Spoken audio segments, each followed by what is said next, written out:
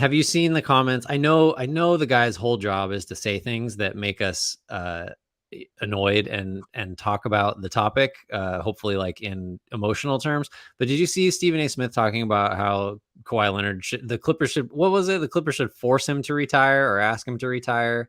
And first of all, did you see that, or am I the first person that's telling this to you?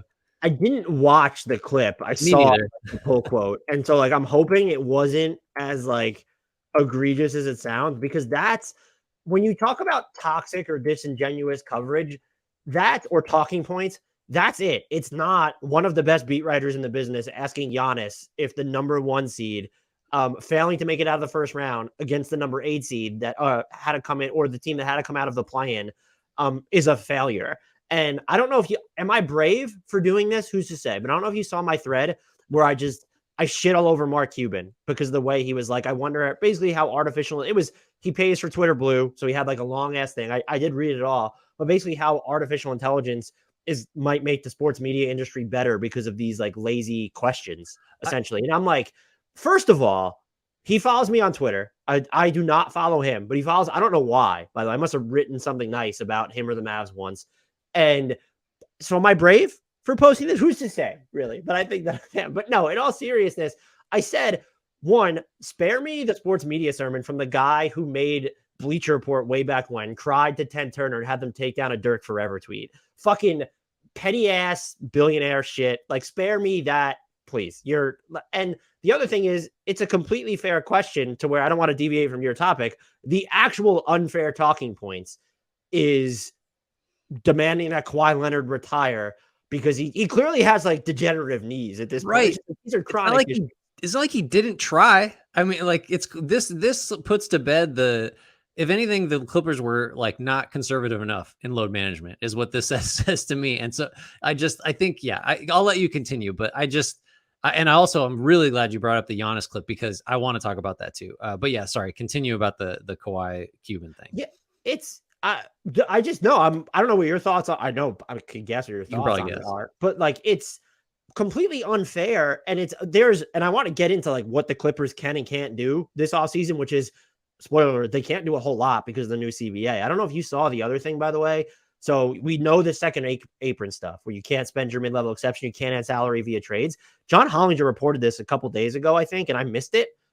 You can't like aggregate to cut salary. So like you can't say, hey, here are two $30 million players for two $20 million, like combined $20 million players. And I'm like, what? I can't believe the players union agreed to this because they've functionally instituted a hard cap, right? Almost. And so, but the Kawhi stuff, I don't know what to make of it because I feel really bad. And like, he was so good and he was playing at least one game, probably on a torn meniscus, maybe two.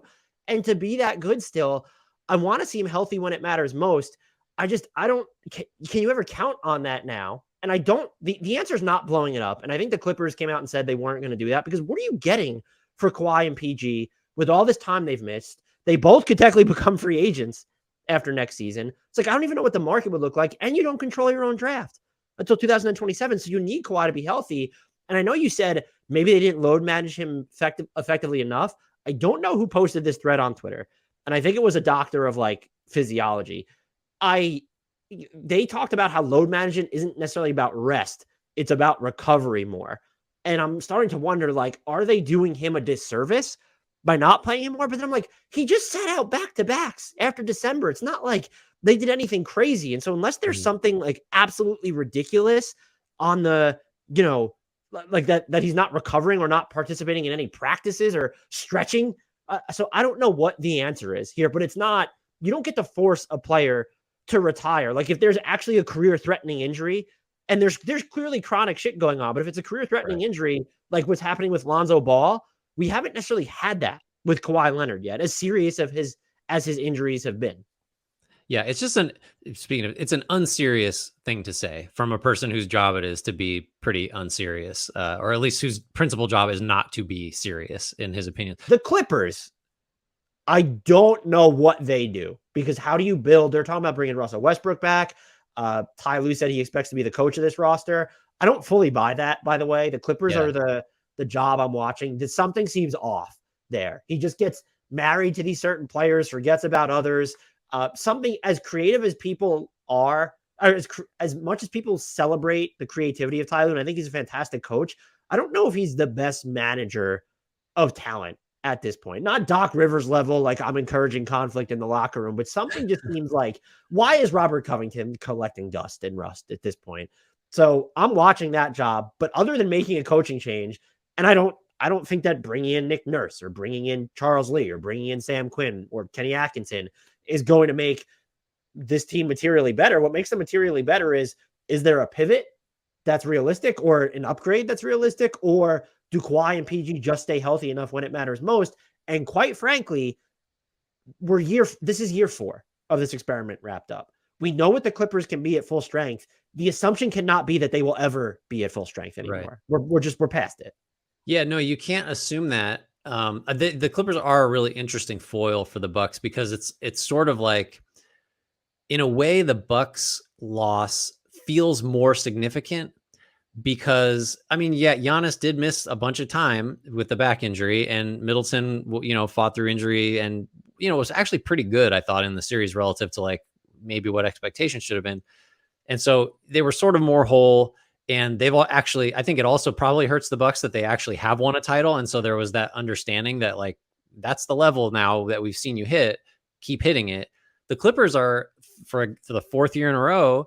And I think I talked about this last time. Now that I think of it, they continue to be a team stuck in, well, if everyone's healthy, then we can just put them on the, short list of contenders with a giant asterisk next to them, which is, to your point, that they can't ever be healthy. That's just not something we get to have.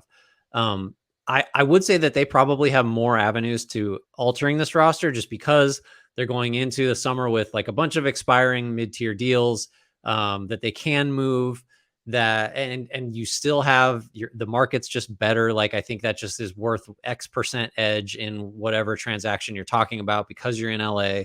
And players do seem to like Ty Lue. I think that's a factor. I don't know how players generally feel about Budenholzer, but if it's Milwaukee versus LA, sorry, LA just always wins.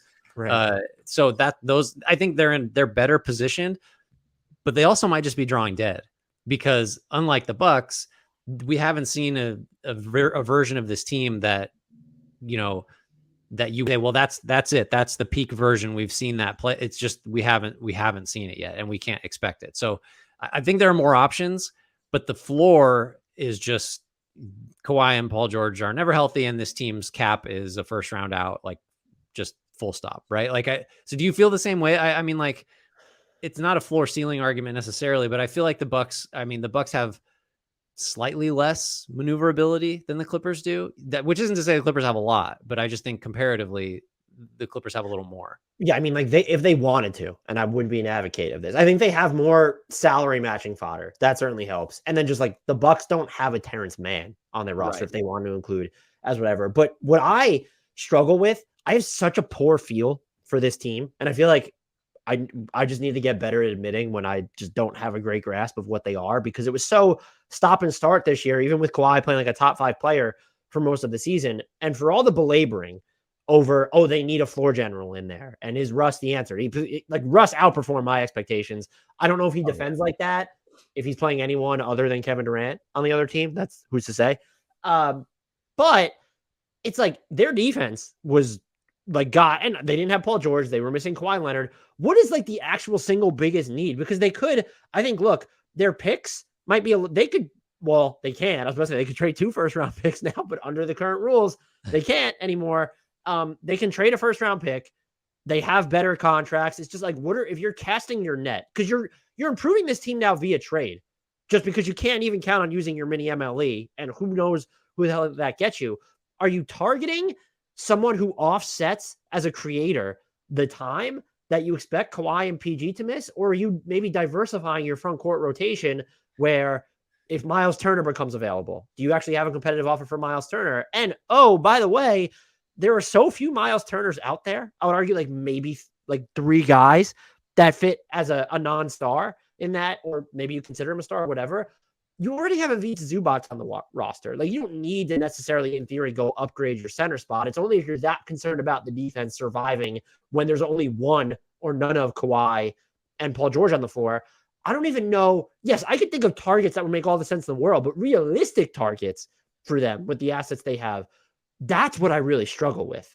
I think adding on to that is that, so say you go, I think I would agree with you that what they needed all year was they need a point guard that could do something better than John Wall could do it, and better than we certainly thought Russell Westbrook could do it. I think it's a little scary that it feels like they kind of need Westbrook going forward. But the idea is this applied to the Lakers when they got, ironically, when they traded for Russell Westbrook. He's an innings eater. He's going to make it so that our big guns don't have to do all the work during the year. He'll preserve guys. The problem with that logic always was that when you got to the playoffs and played the games that mattered, those guys were going to have to fill that role anyway. So you're going to have to completely change how you play and marginalize this guy who is going to eat innings or whatever, lighten the load for you.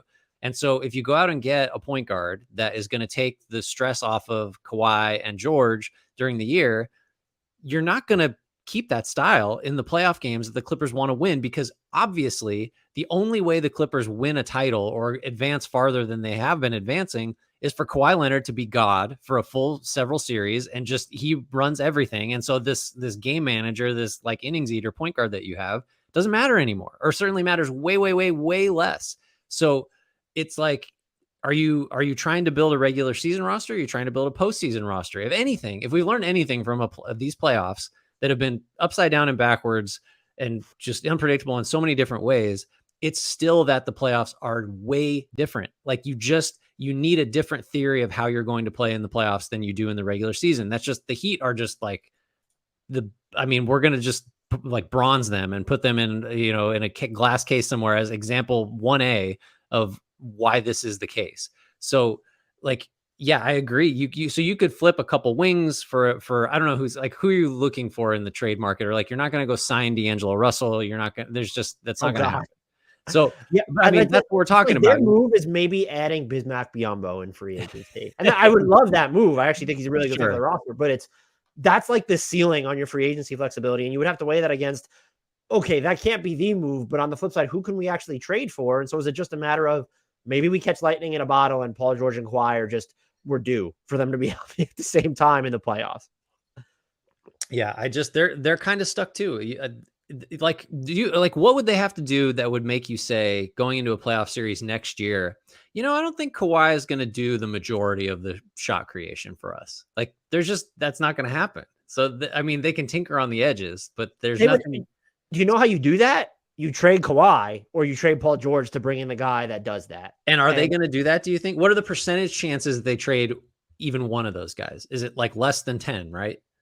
Yeah. Oh, I would say I just have it like it's non-zero, but you know what? It's more likely they trade both than one. I would. Yeah, because you're at that point you're straddling like sort of a weird line at this point. So, and I just don't know how especially if you're interested in bringing back Russell Westbrook, I think you've then decided, okay, between they do still have Bones Highland on this roster.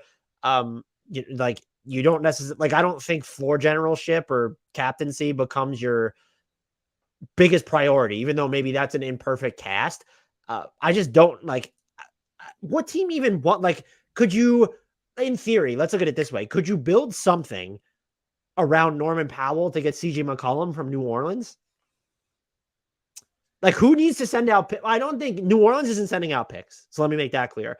But Norm Powell's deal, just because he is a reserve and he's dealt with his own injury and he's not a shot, he gets downhill and hits threes, which, by the way, New Orleans, I think, needs more than what CJ McCollum brings, even though we have it because they have Ingram. In theory, they have Zion. But anyway, who needs to send out other stuff in that deal? I think it's LA. But maybe, but I think the Pelicans might be pretty happy to get off that money, that's a factor too. And I had never once thought of that trade before, but just my gut reaction is if the Pelicans are another example of a team that's sort of hamstrung because you can't really do anything significant that will give you a better chance to win than the Zion is healthy at the point and you surround him with shooters theory. So, anyway, so if you add Powell to that and take McCollum out of it because you don't need a quote unquote primary ball handler because it's going to be Zion, that makes a lot of sense, especially with the money aspect of it. So I think does New Orleans have to attach a pick to CJ McCollum? Are we there? Is Oh, that I a real I was thing? thinking more along the lines of like Norm Powell, Rocco, and maybe LA has to give up just I don't CJ know. McCollum. I guess McCollum doesn't provide. Now you're going to sacrifice rim pressure and Norm Powell for the shot creation of CJ McCollum. But like, is it like now you're really veering far into we don't expect both Kawhi and Paul George to be Right. available when Right. it matters most.